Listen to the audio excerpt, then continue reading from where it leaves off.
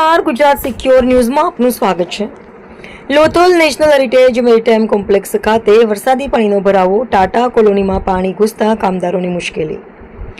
ધોળકા તાલુકાના સરગવાડા ગામ નજીક લોથલ ખાતે નિર્માણાધીન નેશનલ હેરિટેજ મેરીટાઈમ કોમ્પ્લેક્સમાં ભારે વરસાદ બાદ અનેક વિસ્તારોમાં પાણી ભરાઈ ગયા છે। પ્રોજેક્ટનું નિર્માણ કાર્ય સંભાળી રહેલી ટાટા કંપનીની કામદારો માટે બનાવવામાં આવેલી કોલોનીમાં પણ વરસાદી પાણી ફરી વળતા કામદારોને હાલાકીનો સામનો કરવો પડી રહ્યો છે। કોલોનીની આસપાસ પાણી ભરાઈ જતા અવરજવર પ્રભાવિત થઈ છે અને દૈનિક કામગીરીમાં પણ મુશ્કેલીઓ સર્જાય છે।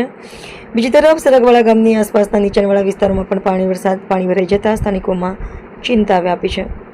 સ્થાનિકોના જણાવ્યા મુજબ સતત વરસાદને કારણે પાણીનો નિકાલ ધીમો બન્યો છે, જેના કારણે અનેક સ્થળોએ પાણીનો ભરાવો જોવા મળી રહ્યો છે। હાલ પરિસ્થિતિ પર નજર રાખવામાં આવી રહી છે અને વરસાદની સ્થિતિને ધ્યાનમાં રાખી જરૂરી તકેદારી રાખવા તંત્રને અપીલ કરવામાં આવી રહી છે। Reporter Ramesh Solanki, Gujarat secure news, Dholka.